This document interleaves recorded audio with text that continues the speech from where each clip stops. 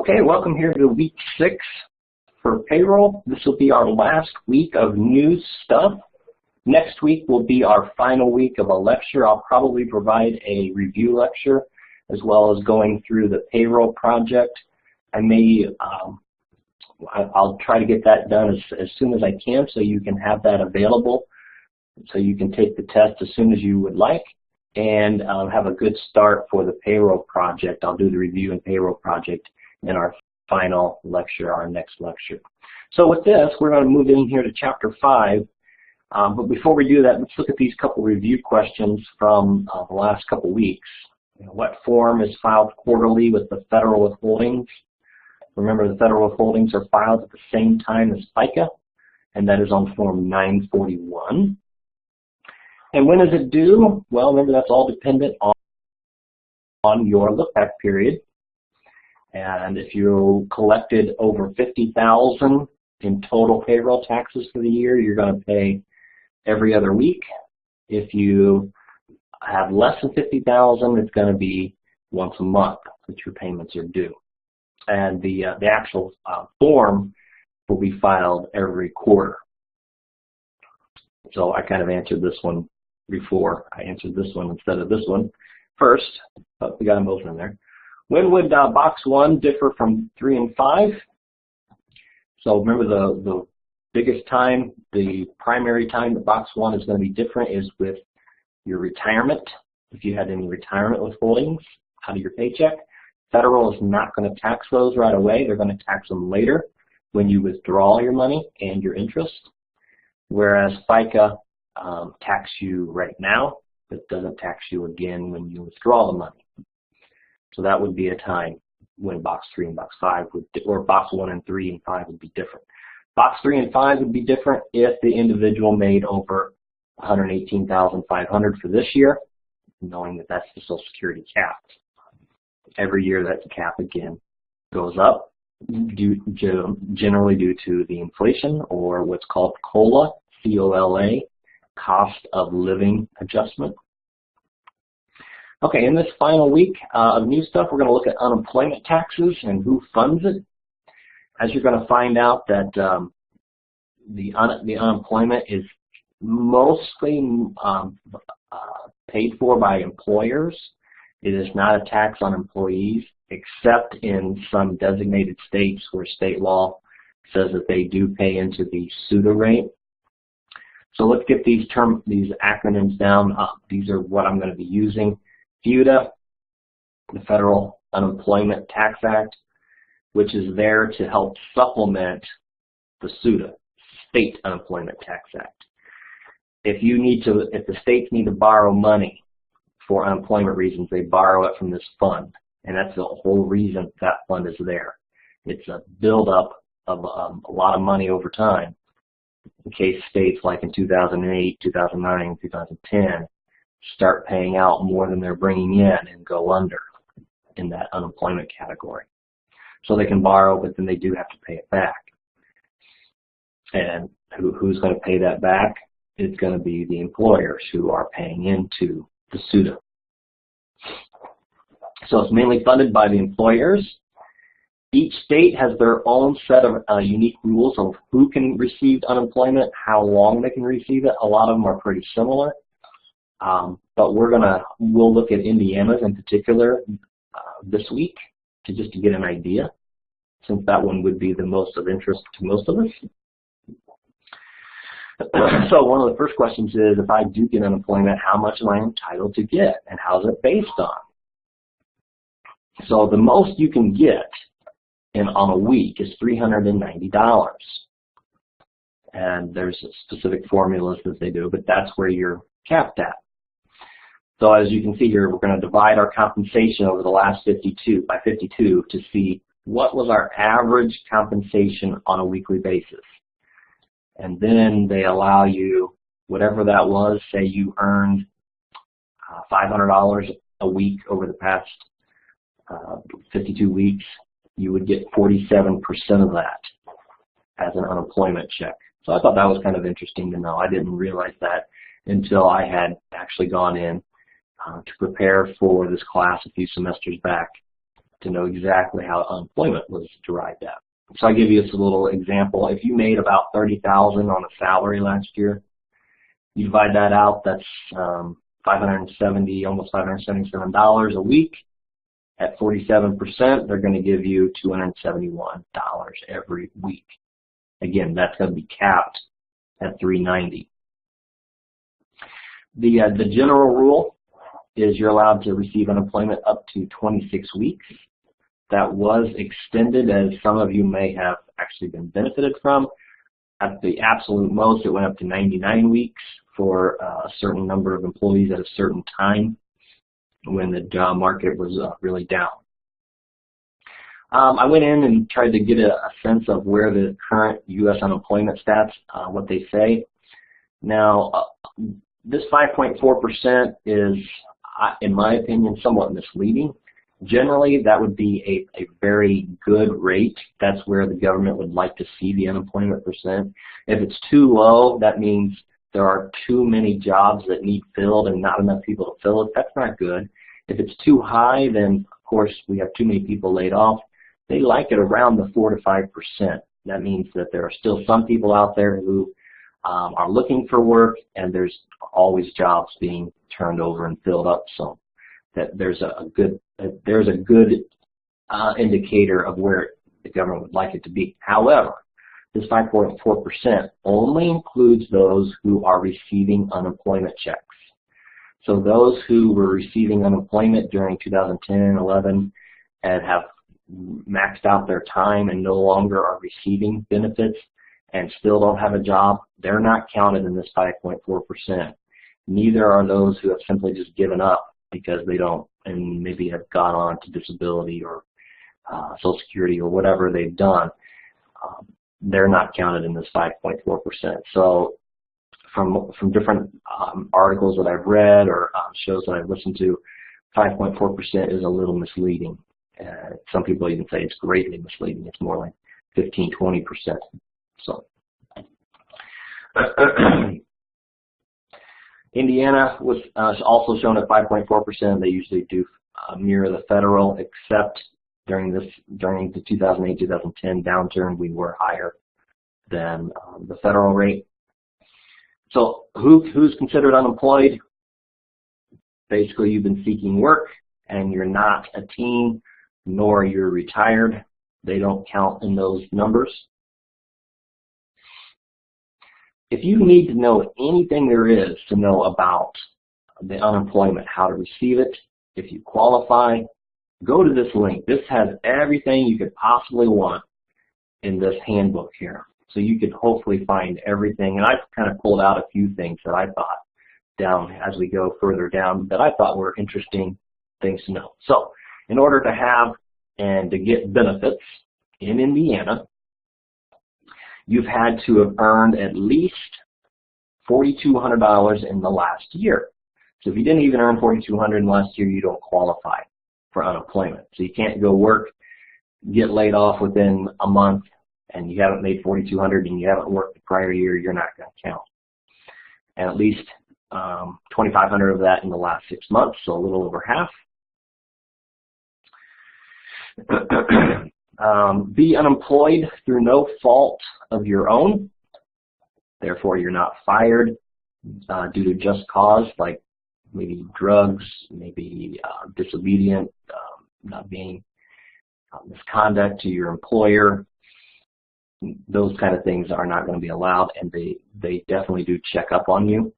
If you claim for unemployment, they're going to call your old employer and see what happened. Why were you no longer employed there? If they say you quit voluntarily, no good reason, then you don't get the benefits. If they say you were fired due to insubordination and then they can document it, no benefits. There's only a few times when if you walk away and you quit that you do get unemployment, and you can see those here. And then the last thing, if you do qualify, you hadn't made enough money, you were laid off, you have to be actively looking for full-time work. And if you are offered a job, you can't turn it down. If you do turn it down, then you're going to lose out on some benefits. So what is So what do they consider then full-time work? What meets that criteria that you don't want to become from a CEO down to a maintenance person where you're making 80,000, maybe not CEO, but that's a high-level position in a salary position, and now all of a sudden you are looking at an $8 job an hour. They don't go to that extreme, at least not right away.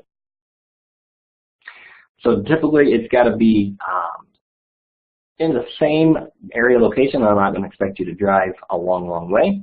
Same type of work it's definitely not going to be the exact same. And similar pay. Notice after between 5 to 8 weeks, that similar pay goes down to at least 90%. Goes down to 80% after 8 weeks. So if you made $30,000, now you're looking at taking something of at least $24,000, and that needed to be acceptable to you. Federal rules. Who has to pay? Who counts as the employer? Okay, so the employers have to pay into the federal, into this federal rate.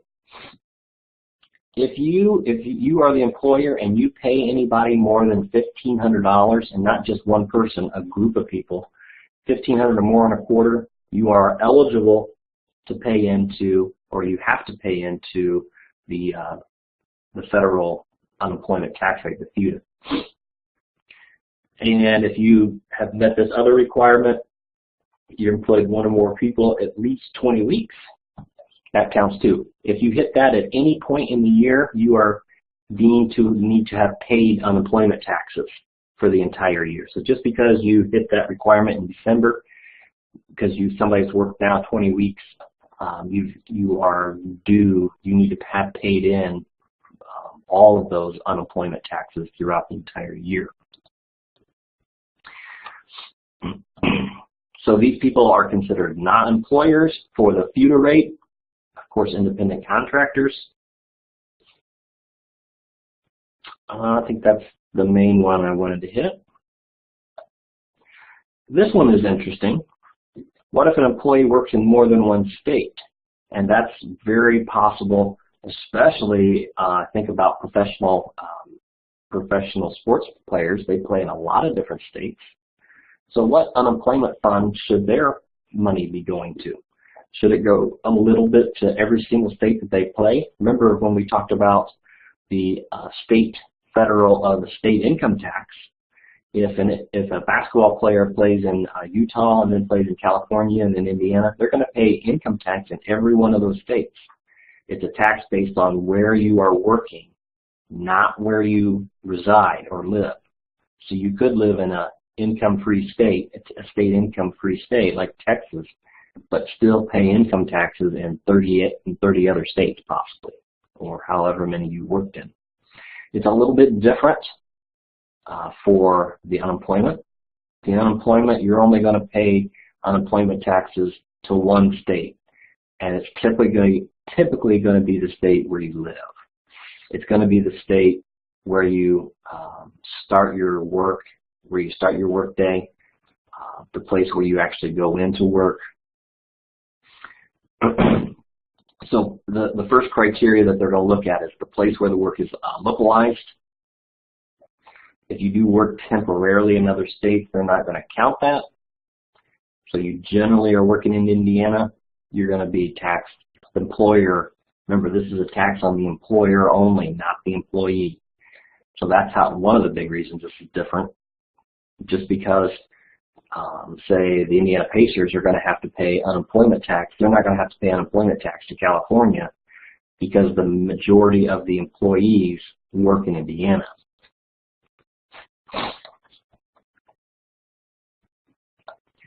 So here's another example. If the employee lives in Gary but works in Chicago, the employer is going to pay unemployment to the Illinois unemployment fund. Then, if that person would ever get laid off, that person would go to Illinois, even though they live in Indiana, to collect their unemployment taxes. So it's wherever your employer is paying the unemployment to. If that doesn't satisfy, you're in more than one state quite often, then you start looking down 2, 3, and 4. Finally, the last one, if all else fails, where do you live? Because where you live is probably where you're going to be spending most of your time if you are unemployed, and that's where the money should probably be coming from. Okay, so how much money are you actually taxed, the employer, that they need to pay? For the first one, for FUTA, notice there's a cap, and this cap doesn't change very much, if at all, from year to year. It may change once every 10 years, or it's pretty small if it does change. It's pretty irregular. So this is a number that I want you to know and memorize, is that employers have a cap for once their employee, each employee hits 7,000, they no longer have to pay unemployment into FUTA for that employee. So just like with Social Security, this one has a cap much, much lower, obviously, of only 7,000. And the percentage is much smaller as well. They only pay in 0.6% compared to, say, Social Security, which was 6.2%. So this one's not even 1%. Indiana had to borrow money, as I mentioned at the beginning of the lecture, because they ran out of their SUTA funds during the downturn in the economy. They had to borrow, and then to pay it back, what federal law then requires, what the FUTA law requires, is every year we have to pay back not only the 0.6%, we have to pay back an additional 0.3%, and then continue to add on another 0.3% every year thereafter until the debt is paid. So as a breakdown, we started repaying the debt back in, I think, 2011. So that would make sense here with the 1.2%. So we pay the normal 0.6%. And then after 4 years, we're still repaying that debt. So employers are having to chip in an extra 1.2%. Thus, they're paying a total of 1.8% in FUTA taxes instead of just the 0.6. This is called the Title 12. We'll look at that and how that looks on the form in just a little while. So 2015, we're going to go up another 0.3%. By 2016, is what some of the estimates are, that the debt will then have been paid off at using a 1.8% rate. We are the highest. Every other state is either paid off their debt by now, or they're lower than us. They didn't have to borrow until a year or maybe later. So Indiana does have the highest rate. And then by 2017, it's expected to us to be back down to just the typical 0.6%.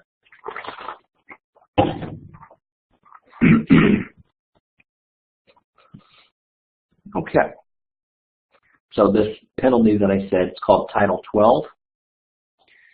How they implement this penalty is you do the normal 0.6% every quarter, the first 3 quarters, and then you add on that lofty, or that last percent, that extra kind of penalty or that repayment penalty that they have. You do that in the final quarter. With unemployment, you pay every quarter, so it's not that often. It's not like the federal income tax and the FICA taxes where you pay generally every month or every 2 weeks. This one you only pay every quarter, so it's not as bad. Well, and that's because you don't pay in nearly as much either. And FUTA, they're not in any real rush to get their money. There's not a lot of states that ask for money at this time in this year and without a downturn. So they have plenty of time to collect their money. SUTA is the Indiana rate, and here's some Indiana items. Through the first decade of this 2000, we mirrored the federal. We had the same cap of 7,000, which made it pretty easy to remember. And new employers, since you don't really have a track record yet, they just give you a percentage and say every new employer is at 2.7%. And then after that, they have this experience rating, and they look back and they determine how many people are you laying off and that we're having to pay benefits for. If you're laying off a bunch, then we're going to up your beginning 2.7 up into this higher range. If you don't lay off very many, well, you still at some point could, so we're still going to tax you, but not nearly as much, all the way down to maybe as low as 1.1% if you have a nice track record. Starting in 2011, when we had to borrow money, took a look at things and redone. So now wages are, instead of the first 7,000, it's now in the first 9,500. That's going to be something that I want you to remember as well. So that FUTA is at 7,000 cap. However, SUTA for Indiana is at 9,500. Another item that changed, the new employer rate went down slightly. However, the percentages spaced out as well to offset, especially for the people who lay off quite a bit of their employees. They're going to pay an even higher percentage, and then a reward to those who hardly have anybody laid off. And all this you can find in that handbook that I had mentioned earlier. All right, the jump in the FUTA rate, pay back the loans. I kind of give you this little background. I thought this was interesting. Notice back in 2000, we had $1.6 billion in our SUTA fund for the state of Indiana. And then by 2011, we had gotten rid of it all. So we lost over $1.6 billion in payouts for unemployment. So a lot of people were using unemployment during those 3 years or so. If you're an employer, you have to register. You have to go on and sign up to get these forms and to have to pay them. For Indiana, you're going to fill out this UC1 report and this UC5. These are kind of similar to what the 940 is, what we're going to look at here in just a few minutes. This is just the Indiana version. And this is the Indiana link where you have to log in and actually say you're an employer, how many people you have, and then they send you the forms electronically that you will pay each quarter. Okay, the Form 940. This is the federal form for FUTA. Notice when it's due. It's due by the end of the year. You get a month, so the end of January. Or you get an extra 10 days. I don't know why an extra 10 days. I don't know why it's 10 days. Why not 15? An extra month, who cares? But they give you 10 days if you've made all of your deposits on time for the past year. Every quarterly deposit, you made it, and you made it on time. And most people will file electronically nowadays. So notice when your payments for each quarter are due. So after the first quarter, March 31, your payment would be due April 30th. You get that by the end of the next month. However, you only have to make a FUTA payment at the end of the quarter if you owe over $500. $500 can be quite a bit of money when you're only taxing people. When you're only taxing on each employee 0.6%, and then you're stopping it at $7,000. It's going to take a while to build up $500 at those low percentages and that low cap. So there's a good chance that you won't even pay even every quarter. You're going to accumulate it maybe over half a year, or possibly make one big payment at the end of the year for all of your unemployment taxes added up. So thus, if I said at the end of March we had $300 due in FUTA, we're not going to make a payment. Another $300 is tacked on at the end of June 30th, so now we have $600 due. Then we will have to make a payment on or before the end of the next month, which will be July 31.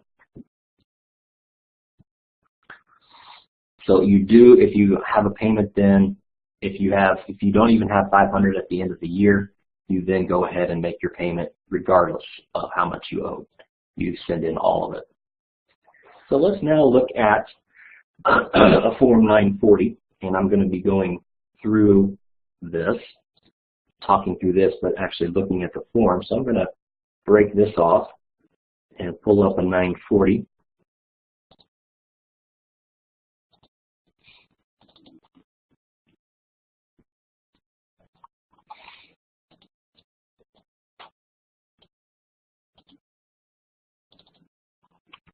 Okay. Again, we're just similar to the 941. We're going to have our EIN number, which is like a Social Security number for an employer. Typically, we're not going to have anything over here to check. First thing we do fill in is what state we're in, so that would be Indiana. And then notice if you have more than one state, you're going to do things a little differently. For Indiana, we will check this. We will check this right here because we do have, we are a state that is owed money, so we get a kind of a credit reduction or adding on to our 0.6%. So we would have to check this for Indiana. Total payments to all employees. Remember on the 941 when they said they wanted the wages, it was your federal taxable wages that they want, or I think it's line 3, or maybe it was I think it was line 2 or 3. I get these two forms sometimes mixed up. On this one, line 3, they actually want your gross wages. How much did you fully make or fully owe to your employees gross, not just taxable? And then we're going to take out a lot of the payments right here that are not taxed, like your medical premiums that the employee has taken out, or the fringe benefits that the employee had taken out that are not taxed. And then any employee that went over $7,000 in a year, we're going to take out extra money here, and we're going to see how that works in just a minute. I don't know why when I do lectures, it's like my nose itches all the time, and then I never notice it afterwards. It's so weird. So when you see me scratching my nose, it feels like I just have a feather just constantly in there. What I like to do when I'm doing this is I usually will work backwards, and I'll work all this stuff on a separate sheet and then somewhat work backwards. I'll put in the full amount here and maybe even the parts that are exempt, and then I'll come down here and I'll know if I had 6 employees and they all made $40,000, well, they're all going to be capped at 7. So 7,000 times 6 employees, that's 42,000 that I'm going to be taxed on.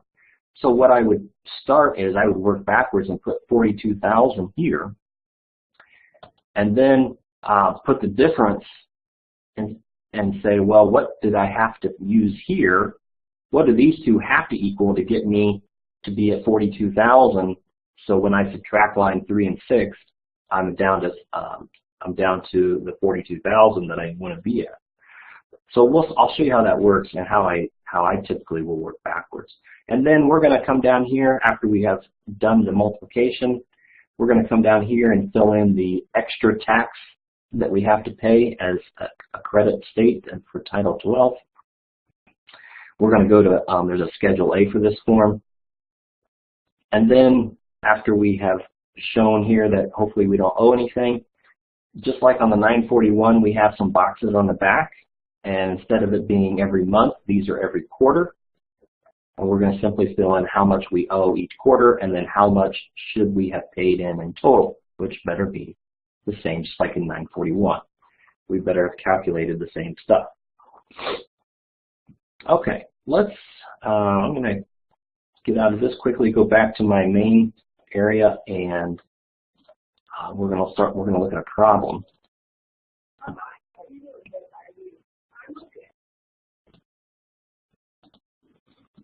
Okay. So here's our example, and what I want us to do on this one is fill out a Form 940. But before we do that, it's going to help us to be able to see how much each employee has went over the cap and when they went over the cap. And let me show you what I mean. For example, this first employer with Jack, by the end of the second quarter, he's going to go over that 7,000 cap for FUTA. And so I need to know that all of his wages in quarter 1 are going to be taxed, and I'm going to need to show a liability in quarter 1. But how much do I need to show in quarter 2 that he still has taxable? And the same for Jill. And then Kramer, who just started working in quarter 2, he's going to have all of his money taxed, so I need to keep a little schedule. And that's what I've done on this answer sheet. Let me show you what I would hope that you would do when you're filling out something similar. So my first employee, Jack, notice here in my problem also that I have some money that is taken out. And for FUTA purposes, just like with federal withholding, they use the same rules as federal withholding. So if it's not taxed for federal withholding, it's not going to be taxed for FUTA as well. So even though Jack gross earned $5,000, taxable, he only had $4,500. So when I look at quarter one, how much did Jack have taxable wages? He had $4,500, not the $5,000. And then when I go into quarter two, he still has the same wage, but I'm not going to tax him on all of it. All he has left to be taxed is $2,500 until he gets to that $7,000 cap, and then all of the rest of his wages are not taxable. So a total of $7,000 for Jack. Jill, she makes $6,000 a year or a quarter, but $500 of it is not taxable. So we start with $5,500, and then she's only left with $1,500 for quarter two. The rest of the quarters, nothing left to tax. And then you can see here for Kramer and Zena. $4,500 for Kramer, only $25 for quarter three. And then Zena, the same thing, but she started a quarter later. So now we can easily determine how much FUTA was due in quarter one. We simply add up the taxable wages, so that would be the $10,000 times by 0.006, which is 0.6%. So we owed $60 in quarter one, and we would put that on the back of the 940, which I'll show you in just a few minutes.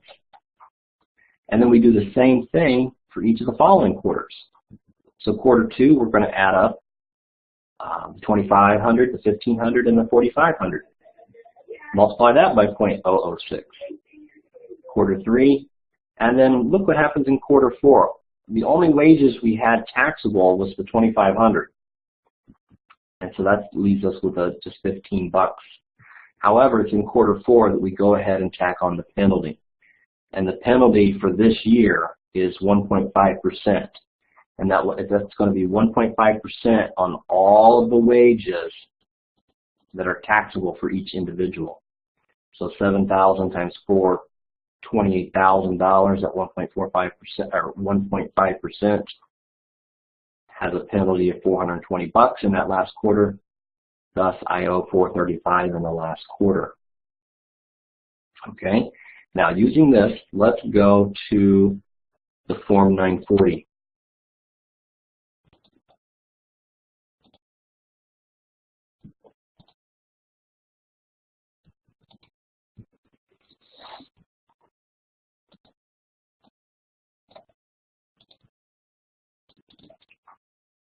Okay, here it is. So I've got the employer here, Kitten Supplies, and their employer number. Again, this usually nothing's going to fill in over here unless it's a weird item.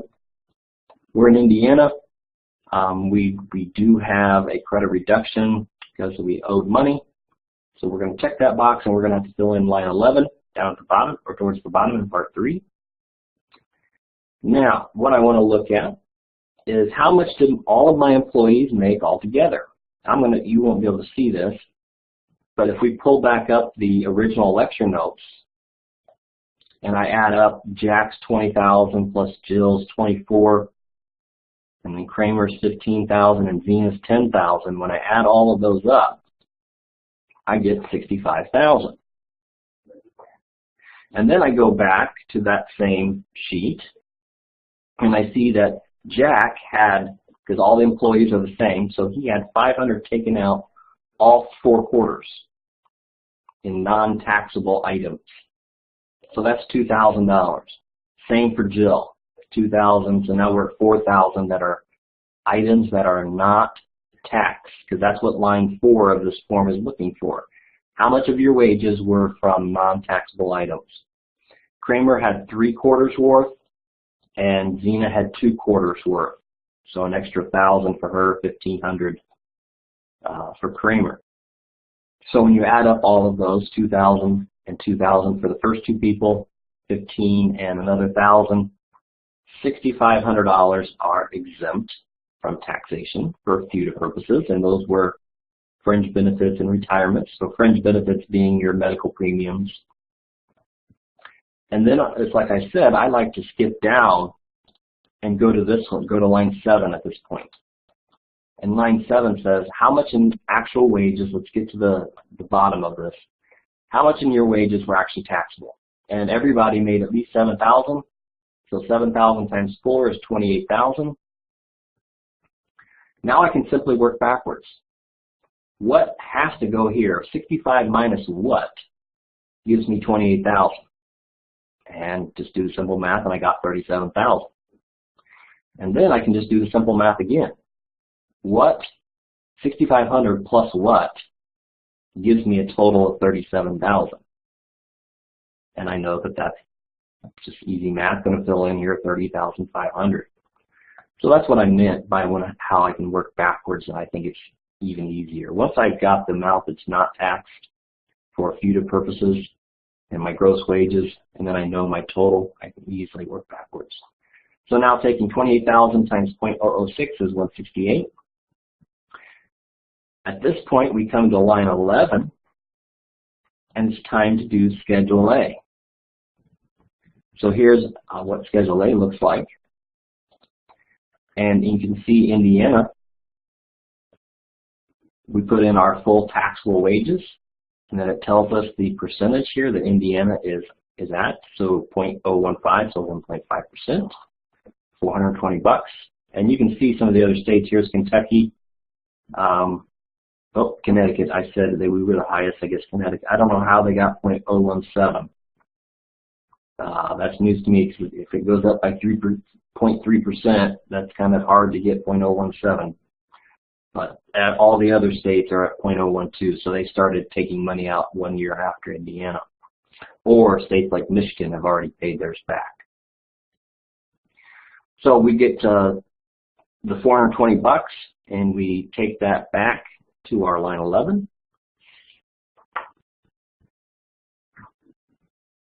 Add up the 420 plus the 168, we get $588. That better be what all my 3 quarters equal, or 4 quarters. So I go back to that answer sheet that I had going. And we had quarter 1 of $60, 51.42, and then that big final 4th quarter with the penalty added in of $435. Add up all 4, and you do get $588. And that matches here that we don't owe anything. Well, as you'll see here, what I did is I said, yeah, well, we kind of owe the money because after the first 3 quarters, we hadn't paid anything. Notice each of these quarters, they were under the 500 limit. So we didn't owe anything. And then finally, we had a big number here in the 4th quarter. And regardless, if we would have went over 500, we still would have had to pay it.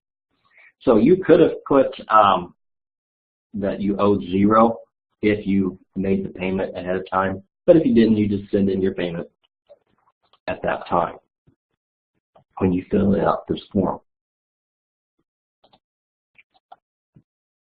Okay, let's go back to my lecture notes.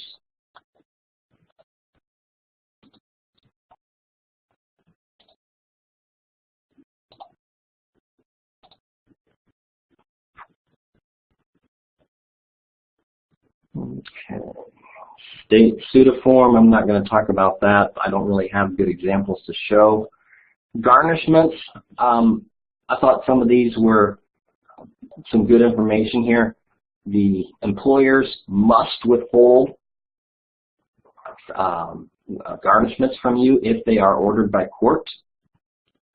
Notice Social Security, if you owe back taxes or anything on Social Security, they don't even have to get a court order. They can just say garnish your wages. So I don't know how I feel about that, but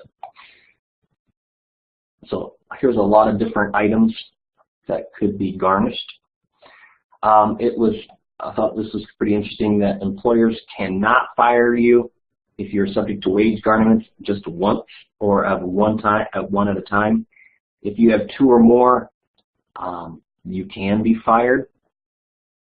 So even, oh, here, take that back, even if they're not at the same time. So if you've been garnished 2 or more times, all of a sudden the employer does have the right. If you have 1 time, they can't fire you for that 1 time, but they still have to do the extra work and take money out of your check.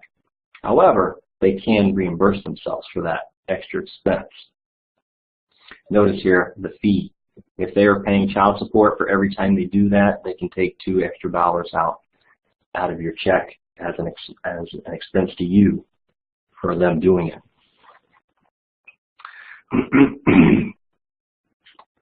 Okay. Child support limits. They're allowed to come in and garnish up to 50% of your income, of your disposable income. Now that's not your gross income.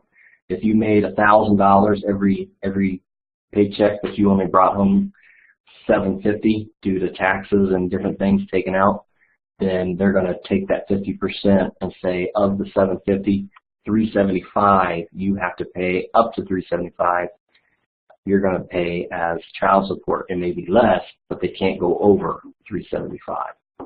It could be up to 60% if you don't have a second family that you're supporting. So these numbers go up just a little bit if you are more than 12 weeks behind. A creditor can only go up to 25% of your disposable income. Student loans only 15%. Notice if you have more than 1 garnishment, they're going to do the child support first, and then if there's anything left over that hasn't gone over the limit, they're going to go in that order. The last thing that I was going to touch on here was in Chapter 6, they talk about journal entries, but we've already been doing journal entries this almost the entire semester, knowing that the employer has money taken out of their check. The employer has to withhold it and then keep it to pay at a later date. And then the second journal entry is the employer having to pay their own taxes on the employee's wages, and thus adding it to what the employer had withheld, what the employee had withheld. So that's all I've done here in this second example. It's just a practice journal entry, and I have those answers for you, so I'm not going to take the time to do that. So again, at this point, we're going to finish off for this week. What I'm going to cover next week is a kind of a wrap-up, kind of do a review example of all the forms put together, and as I'm doing that, also review for the show you what I'm exactly looking for with the payroll project. Okay, I think that'll be all for this week, and I will see you come week 7.